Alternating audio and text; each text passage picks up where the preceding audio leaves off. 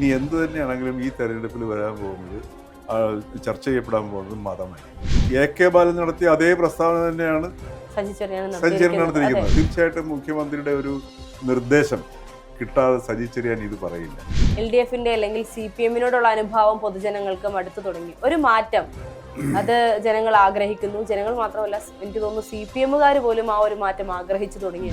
എവിടെയാണോ മുസ്ലിം ഭൂരിപക്ഷത്തിലേക്ക് വരുന്നത്, അത് വന്നു കഴിഞ്ഞാൽ അവിടെ ഹിന്ദുക്കൾ നിശബ്ദരാക്കപ്പെടുന്നു. ഞങ്ങൾക്ക് മുസ്ലിമിന്റെ വോട്ട് വേണ്ട, ഞങ്ങൾക്ക് ക്രിസ്ത്യാനികളുടെയും ഹിന്ദുക്കളുടെയും വോട്ടുകൾ മാത്രം മതി, അതുകൊണ്ട് ഞങ്ങൾ ജയിച്ചോളാം എന്നുള്ള കോൺഫിഡൻസ് ആണോ CPM ചെയ്യുന്നത്? ഹിന്ദുക്കൾ ഭൂരിപക്ഷമുള്ളിടത്ത് ഹിന്ദുക്കൾ ജയിക്കുന്നു, മുസ്ലിങ്ങൾ ഭൂരിപക്ഷമുള്ളിടത്ത് മുസ്ലിങ്ങൾ ജയിക്കുന്നു. കൃത്യമായി മതം തുറന്നു കാണിക്കുന്നത് ഇപ്പോൾ CPM അല്ലേ? CPM-ന്റെ ഭാഗത്ത് നിന്നുണ്ടായ ഗുണങ്ങളെക്കാൾ കൂടുതലേറെ ജനങ്ങൾ ചർച്ച ചെയ്യാൻ പോകുന്നത് ദോഷങ്ങളായിരിക്കും. CPM സർക്കാരിന്റെ എന്തെല്ലാം നന്മകൾ അവർക്ക് നിരത്തി വെച്ച് കഴിഞ്ഞാൽ അതിനെയൊക്കെ കവിച്ചു വയ്ക്കുന്ന രീതിയിലുള്ള മോശപ്പെട്ട ഒരുപാട് സാധനങ്ങൾ. ഇപ്പം തന്നെ ഏറ്റവും ഒടുവിലത്തല്ലേ ഈ ശബരിമല സ്വർണ്ണക്കൊള്ള, ഭരണഘടന കുന്നം കൊടചക്രം, ബ്രിട്ടീഷുകാരുടെ സാധനം നോക്കി പകർത്തി എഴുതി വെച്ചിരിക്കുന്ന സാധനം. നിയമസഭാ തെരഞ്ഞെടുപ്പ് ഇങ്ങ് അടുത്ത് നിൽക്കുന്നു. ഇപ്പോൾ നിയമസഭാ തെരഞ്ഞെടുപ്പിന് മുന്നോടിയായി ഏറ്റവും 9ാമത്തെ, അതായത് രണ്ടാം പിണറായി സർക്കാരിന്റെ 9.5 വർഷങ്ങൾ പിന്നിടുന്ന സാഹചര്യത്തിൽ അവസാനത്തെ നിയമസഭാ സമ്മേളനമാണ് ഇപ്പോൾ നടന്നുകൊണ്ടിരിക്കുന്നത്. ഈ സാഹചര്യത്തിൽ എങ്ങനെയും 9.5 വർഷം ചെയ്ത എല്ലാ കാര്യങ്ങളും, എല്ലാ നല്ല കാര്യങ്ങളും ജനങ്ങളുടെ മുൻപിലേക്ക് എത്തിക്കണം, അല്ലെങ്കിൽ നിയമസഭാ സമ്മേളനത്തിലൂടെ അതൊരു PR വർക്കാക്കി മാറ്റണം എന്നുള്ള അജണ്ട കൃത്യമായി CPM സെറ്റ് ചെയ്ത് കഴിഞ്ഞു എന്നാണ് അറിയാൻ കഴിയുന്നത്.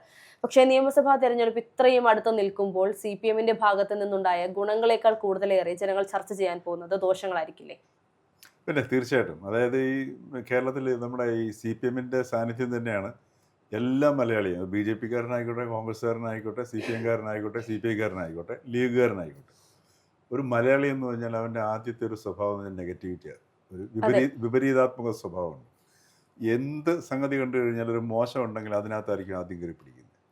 അപ്പോൾ എന്ന് പറഞ്ഞതുപോലെ ഈ CPM സർക്കാരിൻ്റെ എന്തെല്ലാം നന്മകൾ അവർക്ക് നിരത്തി വെച്ച് കഴിഞ്ഞാലും അതിനെയൊക്കെ കവിച്ചു വയ്ക്കുന്ന രീതിയിലുള്ള മോശപ്പെട്ട ഒരുപാട് സാധനങ്ങളുണ്ട്.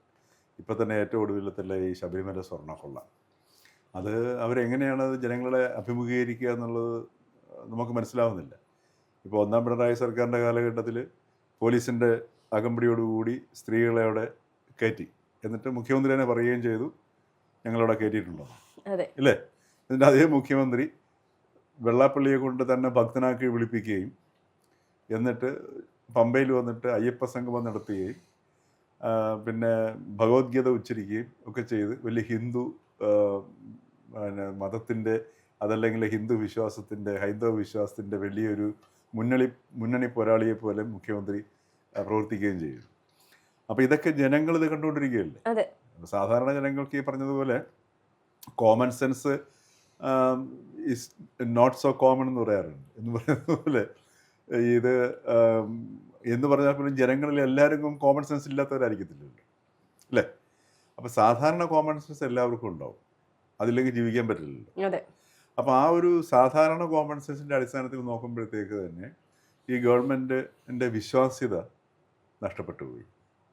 വിശ്വാസം നഷ്ടപ്പെട്ടു എന്ന് പറഞ്ഞാൽ ചിലപ്പം അത് തെരഞ്ഞെടുപ്പിൽ ജയിക്കുകയോ ഇല്ലെന്നുള്ളതിനെക്കാട്ടുപരി അത് പൊതുവിൽ രാഷ്ട്രീയ പ്രവർത്തകർ എന്ത് പറയുന്നു ആ പറയുന്നതിന് ഒരു വിശ്വാസ്യത ഇല്ലാത്തൊരവസ്ഥയിലേക്ക് ഇന്നത്തെ കാലഘട്ടത്തിൽ എത്തിപ്പോയി. അതിൽ ഏറ്റവും കുറവ് വിശ്വാസ്യതയുള്ള രാഷ്ട്രീയ കക്ഷി എന്ന് പറയുന്നത് ഇപ്പോൾ CPM ആണ്. അവർ പറയുന്നതിന് എതിരായിട്ടാണ് പ്രവർത്തിക്കുന്നത്. മതേതരത്വം എപ്പോഴും പറഞ്ഞുകൊണ്ടിരിക്കും, അല്ലേ? മതേതരത്വം ഇല്ലാതെ അവർക്കൊരു ഒരു വാചകം പോലും അവർക്ക് പറയാനും പൂർത്തിയാക്കാനും പറ്റത്തില്ല. മതേതരത്തെ തൊട്ടുള്ള കളി ഞങ്ങൾ അനുവദിക്കത്തില്ല, ഞങ്ങൾ മതേതരത്വത്തിൻ്റെ കാവൽക്കാരാണ് എന്ന് എപ്പോഴും ഇങ്ങനെ പറഞ്ഞുകൊണ്ടിരിക്കും. സ്വാഭാവികമായിട്ട് സാധാരണ നമ്മൾ മനസ്സിലാക്കേണ്ടത് നമുക്കൊരു ഗുണമുണ്ടെങ്കിൽ ഒരിക്കലും നമ്മളത് പറയില്ല. അതാണ് ഗുണത്തിൻ്റെ പ്രത്യേകത, ഇല്ലേ? ഇപ്പോൾ ഒരു യുവാവ്, ഇപ്പോൾ ഒരു ഭാര്യയും ഭർത്താവും, അതിലേതെങ്കിലും ഭർത്താവ് വന്ന് ഭാര്യയോട് പറയുകയാണ് നിന്നോട് എനിക്ക് സ്നേഹമാണെന്ന് പറഞ്ഞ് ഉറപ്പിച്ചോണം അയാൾക്ക് വേറെ ഏതോ അക്കൗണ്ട് ഓപ്പൺ ചെയ്തിട്ടുണ്ടെന്നുള്ളത്, അല്ലേ? മറിച്ച് ഭർത്താവിന് അവരോട് സ്നേഹം ഉണ്ടെന്നുണ്ടെങ്കിൽ ആ ഭാര്യയ്ക്ക് അറിയാനും കഴിയും. തീർച്ചയായിട്ടും അറിയാം. അത് ഭർത്താവ് പറയേണ്ട ആവശ്യമില്ല. പറഞ്ഞു കഴിഞ്ഞാൽ ഉറപ്പാണ്. അയാൾക്ക് ഉറപ്പില്ലാത്തതുകൊണ്ടല്ലേ പറയുന്നത്, അല്ലേ? അയാൾക്ക് ഉറപ്പില്ലാതെ വരുമ്പോഴത്തേക്കാണ് പറയേണ്ടത് എനിക്ക് സ്നേഹമുണ്ടെന്ന് അവളെ അറിയിക്കണം, അതുകൊണ്ട് ഞാൻ ഇങ്ങനെ ഉണ്ടെന്ന് പറയുന്നു. എളുപ്പമുള്ള ഒരു ഇതാണ്. അതിൻ്റെ അർത്ഥം അയാൾക്ക് സംശയം എന്നുള്ളതാണ്. എന്ന് പറഞ്ഞതുപോലെ ഈ ഇവർക്ക് സംശയമുള്ള കാര്യങ്ങളാണ് ന്യായീകരിക്കുന്നത്. ഇവർക്ക് ഉറപ്പില്ലാത്ത കാര്യങ്ങൾ അല്ലെങ്കിൽ നേർവിപരീതമായ ചെയ്ത കാര്യങ്ങളാണ് ന്യായീകരിക്കുന്നതും അതേപോലെ ആവർത്തിച്ച് പറയുന്നത്. അപ്പം മതേതരത്വം എന്ന് പറയുകയും പിന്നിൽ പച്ചവർഗീയത, പച്ച മതത്തെ എടുത്തിട്ട് മതവികാരങ്ങളെ എടുത്തിട്ട് കളിക്കുകയാണ് ചെയ്യുന്നത്. അപ്പോൾ ആ ഒരു വിശ്വാസ്യത ഇപ്പോൾ CPM വളരെയധികം നഷ്ടമായിട്ടുണ്ട്. അത് തെരഞ്ഞെടുപ്പിൽ എങ്ങനെ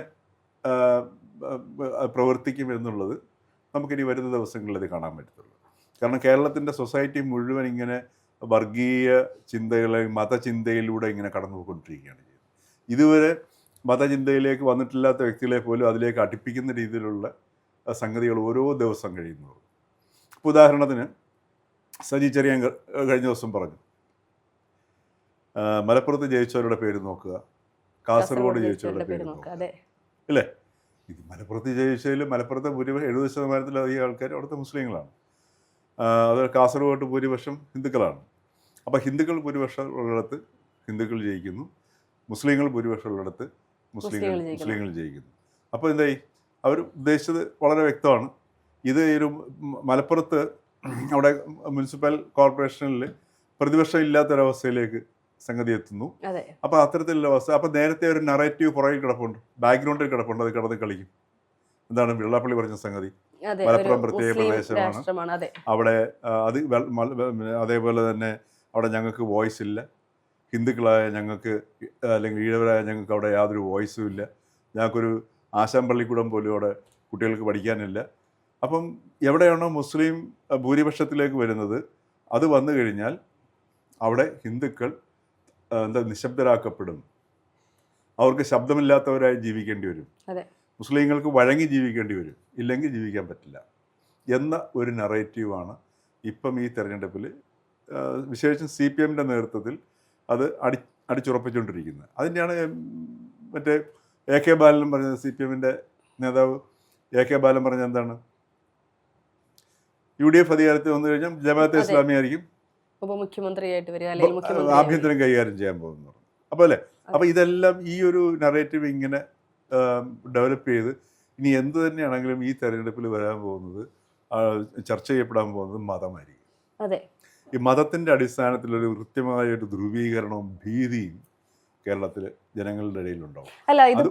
അതുകൊണ്ടാണ് ഞാൻ പറഞ്ഞത്, ഈ നറേറ്റീവ് വിശ്വാസ്യത രാഷ്ട്രീയ കക്ഷികൾക്കുണ്ടെങ്കിലും ഇല്ലെങ്കിലും ഈ ഒരു വിഭാഗീയത സൊസൈറ്റിയിലുണ്ടാവും. അത് തെരഞ്ഞെടുപ്പിൽ പ്രതിഫലിക്കും. അതെ, ഈ BJP ആണ് ഇത്തരത്തിൽ വർഗീയത മുന്നിൽ നിർത്തിക്കൊണ്ട് അല്ലെങ്കിൽ മതത്തെ മുന്നിൽ നിർത്തിക്കൊണ്ട് വോട്ട് പിടിക്കാനുള്ള തന്ത്രങ്ങൾ ആദ്യം മുതലേ മെനഞ്ഞുകൊണ്ടിരുന്നത്. പക്ഷേ ഇപ്പോൾ BJP അതിൽ നിന്നും മാറി ഓരോ ഇടങ്ങളിലും ആർക്കാണോ സ്വാധീനം ആ മതത്തിൽപ്പെട്ടവരെ സ്ഥാനാർത്ഥികളാക്കാൻ നിൽക്കുന്ന സാഹചര്യത്തിൽ കൃത്യമായി മതം തുറന്നു കാണിക്കുന്നത് ഇപ്പോൾ CPM അല്ലേ? കാരണം ഒരു സമയത്ത് BJP ചെയ്തിരുന്ന അതേ അജണ്ടയാണ് ഇപ്പോൾ CPM കേരളത്തിൽ പ്രാവർത്തികമാക്കാൻ ശ്രമിച്ചുകൊണ്ടിരിക്കുന്നത്. അല്ല, BJP ഇപ്പം ഇത്രയും പച്ചയ്ക്ക് മതം കേരളത്തിൽ പറയുന്നില്ല. അതെ, തീർച്ചയായിട്ടും. അല്ലേ? ഇപ്പോൾ ഉദാഹരണത്തിന് ക്രിസ്ത്യാനികളെ കൂടെ നിർത്താൻ നോക്കുന്നു, മുസ്ലിങ്ങൾ അവർക്കെതിരല്ല, അവരെ ഞങ്ങൾ കൂടെ നിർത്താൻ നോക്കുന്നവരാണെന്ന് പറയുന്നു. BJP കേന്ദ്രത്തിൽ ഭരിച്ചതിന് ശേഷം എത്ര കലാപങ്ങൾ നടന്നിട്ടുണ്ട്, ഏതെങ്കിലും മുസ്ലിമിലൂടെ ഭീതിയോടെ ജീവിക്കേണ്ട ആവശ്യമുണ്ട് എന്നുള്ള ചോദ്യങ്ങൾ ചോദിക്കുന്നു.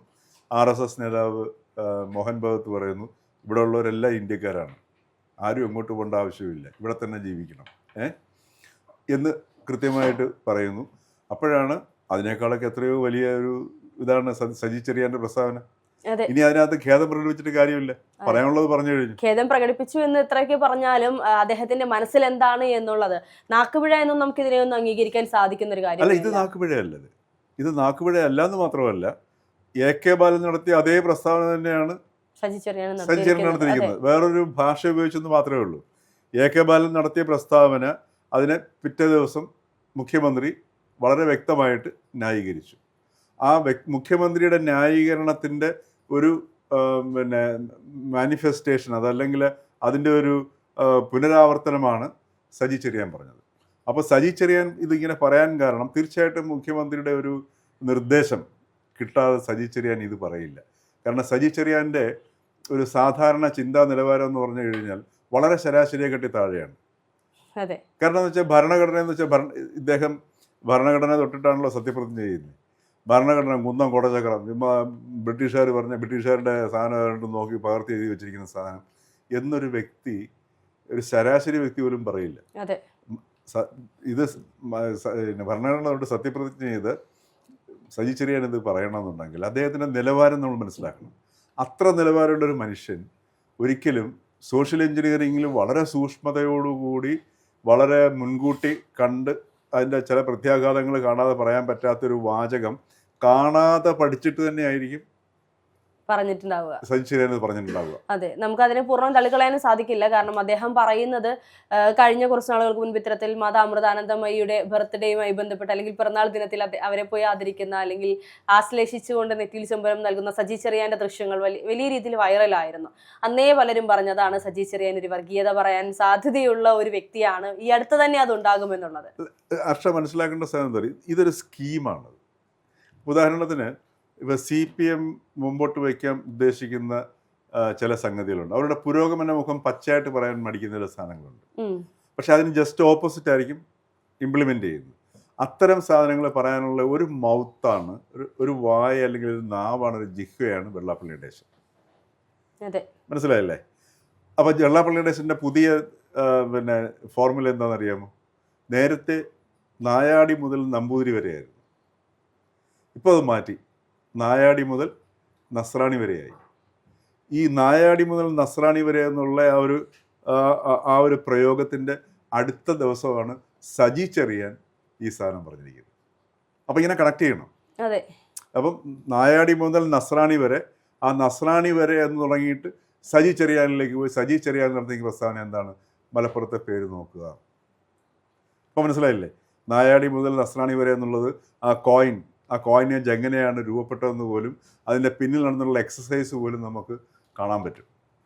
അതായത് ക്രിസ്ത്യാനികൾക്കും ഇവിടെ ജീവിക്കണമെന്നുണ്ടെങ്കിൽ ഹിന്ദു ന്യൂനപക്ഷമായി മാറിക്കഴിഞ്ഞാൽ ക്രിസ്ത്യാനികളുടെ കഥ കഴിഞ്ഞു. ക്രിസ്ത്യാനികൾക്ക് ഇവിടെ ജീവിക്കണമെന്നുണ്ടെങ്കിൽ ഹിന്ദുക്കൾക്ക് മേൽക്കൈ ഉണ്ടെങ്കിലേ പറ്റത്തുള്ളൂ. മുസ്ലിങ്ങൾ ഇപ്പോൾ മലപ്പുറത്തെ കണക്ക് വരികയാണെങ്കിൽ മലപ്പുറത്ത് നൊയമ്പ് മാസത്തിലെ കണക്ക് മുസ്ലിങ്ങൾ കേരളത്തിൽ ആധിപത്യം സ്ഥാപിച്ചു കഴിഞ്ഞാൽ ഈ റംസാൻ സമയത്ത് മലപ്പുറത്ത് പോലെയായിരിക്കും കേരളം ഉണ്ടാകാൻ പോവുക. അതുകൊണ്ട് പിന്നെ മുസ്ലിങ്ങൾ ഇവിടെ നോക്കിയിട്ട് കാര്യമില്ല, ക്രിസ്ത്യാനികൾക്ക് ഇവിടെ പിന്നെ ജീവിക്കണം എന്ന് ആലോചിച്ചിട്ടും കാര്യമില്ല. നിങ്ങളുടെ രക്ഷ ആരാണ്? ഹിന്ദുക്കളാണ്. അതുകൊണ്ടാണ് നായാടി മുതൽ നസ്രാണി വരെ. മലപ്പുറത്തെ ജയിച്ച ആൾക്കാരുടെ പേര് നോക്കൂ എന്ന സജി ചെറിയാൻ്റെ പ്രസ്താവന അതിനോട് ചേർത്ത് വെച്ചിട്ടാണ് വായിക്കുന്നത്. ഇപ്പോൾ ഞാൻ തുടക്കത്തിൽ പറഞ്ഞതുപോലെ നിയമസഭാ തെരഞ്ഞെടുപ്പ് അടുക്കുന്ന സമയങ്ങളിലാണ് ഇത്തരത്തിൽ ഓരോ നേതാക്കന്മാരും അറിഞ്ഞോ അറിയാതെ എന്ന് നമുക്ക് പറയാൻ സാധിക്കില്ല, പൂർണ്ണമായും അറിഞ്ഞുകൊണ്ട് തന്നെ അറിവോടുകൂടി തന്നെ ഇത്രയും വർഗീയമായ പരാമർശങ്ങൾ നടത്തുന്നത്. ഇതിലൂടെ ഞങ്ങൾക്ക് മുസ്ലിമിന്റെ വോട്ട് വേണ്ട, ഞങ്ങൾക്ക് ക്രിസ്ത്യാനികളുടെയും ഹിന്ദുക്കളുടെയും വോട്ടുകൾ മാത്രം മതി, അതുകൊണ്ട് ഞങ്ങൾ ജയിച്ചോളാം എന്നുള്ള കോൺഫിഡൻസ് ആണോ CPM ചെയ്യുന്നത്? തീർച്ചയായിട്ടും ഒരു ഭൂരിപക്ഷ വർഗീയത അല്ലെങ്കിൽ ഒരു ഏകീകരണം ഉണ്ടാവുകയാണെങ്കിൽ ഇപ്പം കേരളത്തിലെ ഏറ്റവും വലിയ ഹിന്ദു പാർട്ടി എന്ന് പറയുന്നത് CPM ആണ്, അല്ലേ? ഇടതുപക്ഷം എന്ന് പറയുന്നതും ഒരു മൊത്തത്തിലെടുത്ത് നോക്കുമ്പോഴത്തേക്ക് ഒരു ഹിന്ദു പക്ഷം തന്നെയാണ് ഇടതുപക്ഷം എന്ന് പറഞ്ഞത്. അപ്പോൾ അങ്ങനെ വരുന്ന സമയത്ത് ഈ പറഞ്ഞതുപോലെ ആ ഭൂരിപക്ഷ വിഭാഗത്തിൻ്റെ വോട്ട് കൂടുതൽ കിട്ടുകയും അതോടൊപ്പം തന്നെ ഈ ഈഴവ സമുദായം അതിനകത്ത് ഒഴുകി BJPയിലേക്ക് പോകുന്നുള്ളൊരു ഭീതിയുണ്ട്. അപ്പോൾ ഈ കോൺഗ്രസ് ദേശീയതലത്തിൽ ചെയ്യുന്ന പരിപാടി ഉണ്ടല്ലോ, BJP നേരിടാനായിട്ടൊരു മൃദു ഹിന്ദുത്വം. ഇപ്പോൾ രാഹുൽ ഗാന്ധി എവിടെയെങ്കിലും അമ്പലത്തിലൊക്കെ പോയി കുറിയും ചന്ദനക്കുറിയൊക്കെ വാരി ഇങ്ങനെ ഞാനും ഭയങ്കര വിശ്വാസിയാണെന്നൊക്കെ കാണിക്കുന്നത് പോലെ. അപ്പോൾ അതൊരു ഡ്യൂപ്ലിക്കേറ്റ് കോപ്പിയാണ്. അപ്പോൾ അതുകൊണ്ടാണ് സ്വാഭാവികമായിട്ട് നമുക്ക് ഒറിജിനൽ കോപ്പിയും ഡ്യൂപ്ലിക്കേറ്റ് കോപ്പിക്കും ഒരേ വിലയുള്ളെങ്കിൽ നിങ്ങൾ ഏതാ വാങ്ങിക്കുക? ഒറിജിനൽ വാങ്ങിക്കുക. അപ്പോൾ അതാണ് ഈ മൃദു ഹിന്ദുത്വം അല്ലെ അങ്ങനെയുള്ള പരിപാടിയൊക്കെ ചെയ്തിട്ട് ആൾക്കാരെ അപ്പീസ് ചെയ്യാൻ പോകുമ്പോൾ ഉണ്ടാകുന്ന പ്രശ്നം അതാണ്. അപ്പോൾ ഇവിടെയും അത്തരത്തിലെ ഒരു സംഗതിയിലേക്കാണ് പോകുന്നത്. ഇപ്പോൾ ഉദാഹരണത്തിന് CPM ഇപ്പോൾ ഈ പറഞ്ഞ പോലെ മൃദു ഹിന്ദുത്വ സമീപനം എടുത്തിട്ട് ഹിന്ദുക്കളെ കൂടെ നിർത്തി അല്ലെങ്കിൽ ഈഴവരെ കൂടെ നിർത്താനുള്ള ശ്രമം നടത്തിക്കൊണ്ടിരിക്കുന്നത്.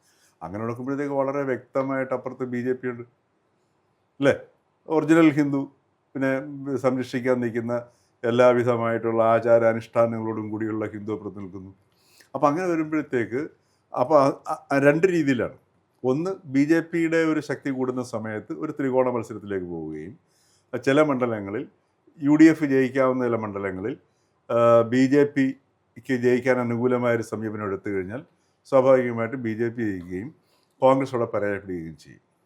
അങ്ങനെ ഒരു ത്രികോണ ഒരു മത്സരത്തിനകത്ത് ചില എൻജിനീയറിങ് നടത്തിക്കഴിഞ്ഞാൽ സ്വാഭാവികമായിട്ടും CPMന് വീണ്ടും മൂന്നാം തവണയും അധികാരത്തിൽ വരാം എന്ന കണക്കൂട്ടലും ഇതിൻ്റെ എല്ലാം പിന്നിലുണ്ട്.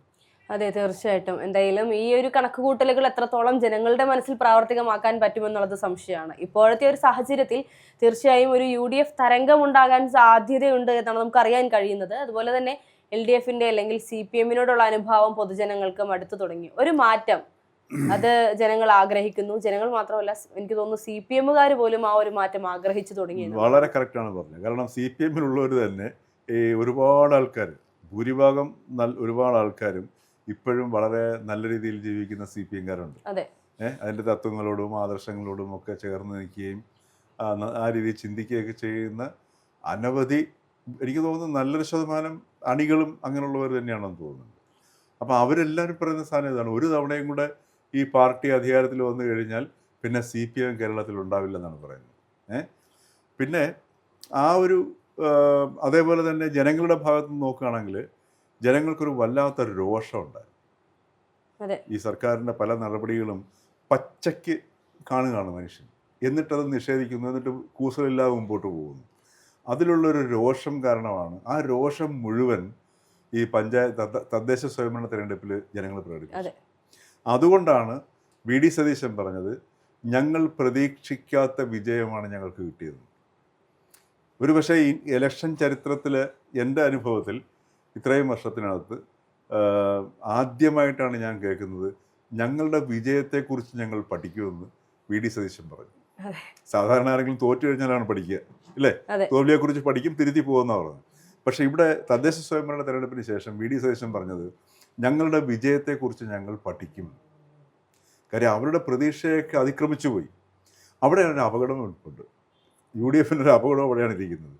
കാരണം നമുക്കൊരാളോടൊരു ദേഷ്യം ഉണ്ടെങ്കിൽ, കട്ടുത്ത ദേഷ്യമാണെങ്കിൽ ആഞ്ഞൊരു അടി കൊടുക്കും. ആ അടി ഏറ്റു കഴിഞ്ഞാൽ പിന്നെ നമുക്ക് രണ്ടാമത് അതേപോലെ ആഞ്ഞടിക്കാനുള്ള ടെൻഡൻസി വരില്ല. അതെ, ഒരു തവണയാണ് അത്രയും വലിയൊരു പ്രതികരണം ഉണ്ടാവുക. ആ അടി ഏറ്റു കഴിഞ്ഞാൽ പിന്നെ രണ്ടാമത് പ്രതികരണം ഈ തിരിച്ചടിക്കാൻ വന്നില്ലെങ്കിലൊക്കെ ചിലപ്പോൾ മനുഷ്യൻ പിന്മാറിയെന്നിരിക്കും. അതേപോലൊരു സംഗതി ഇവിടെയും സംഭവിച്ചു കൂടായികയില്ല. അതാണ് UDFനെ സംബന്ധിച്ച് വരാനിരിക്കുന്ന ഒരു അപകടം എന്ന് പറയുന്നത്. തദ്ദേശ തെരഞ്ഞെടുപ്പിലെ വിജയം UDFന് നിയമസഭയിൽ തിരിച്ചടിയാകാനുള്ള ഒരു വഴിയാകാൻ സാധ്യതയുണ്ടെന്നാണ്. കാരണം എന്ന് വെച്ചാൽ UDFന്റെ മികച്ച പ്രകടനം കൊണ്ടോ കോൺഗ്രസിന്റെ പ്രാദേശിക തലത്തിലുള്ള സംഘടനാ ബലം കൊണ്ടോ അല്ല തെരഞ്ഞെടുപ്പിൽ വിജയിച്ചത്. അതുകൊണ്ടാണ് VD സതീശൻ പറഞ്ഞത് ഞങ്ങൾ പഠിക്കുമെന്ന് പറഞ്ഞത്. അപ്പോൾ ആ ശക്തി, സംഘടനാ ശേഷിയോ പാർട്ടി മുന്നണിയുടെ ശക്തിയോ ഒന്നും പ്രാദേശിക തലത്തിൽ കോൺഗ്രസിനും ഇല്ല, UDFനും ഇല്ല, മുസ്ലിം ലീഗിൻ്റെ ഒഴിച്ചു നിർത്തി കഴിഞ്ഞാൽ. അപ്പോൾ അങ്ങനെ ഒരു ദൗർബല്യം നിലനിൽക്കുന്ന ഒരു മുന്നണി പാർട്ടിയാണ് കോൺഗ്രസ് എന്ന് പറഞ്ഞാൽ. അപ്പോൾ അത് ഈ ദേഷ്യം കഴിഞ്ഞു, അടി കൊടുത്തു കഴിഞ്ഞു. അവിടെയാണ് ഇനി കോൺഗ്രസ് കൂടുതൽ ശ്രദ്ധിക്കേണ്ടി വരിക. കോൺഗ്രസ് ഈ പറഞ്ഞതുപോലെ അതിനെ എങ്ങനെ മറികടക്കാം, അതല്ലെങ്കിൽ എങ്ങനെ ആ ഒരു ജനങ്ങളുടെ ആ ഒരു തദ്ദേശ സ്വയംഭരണ തെരഞ്ഞെടുപ്പിൽ കിട്ടിയ ഒരു പിന്തുണ എങ്ങനെ നിലനിർത്തിക്കൊണ്ട് പോകാം എന്നുള്ളതാണ് ഇനി അവർ തിരിച്ചറിഞ്ഞ് ഈ വരും ദിവസങ്ങളിൽ അത് പ്രായോഗികമാക്കേണ്ടത്.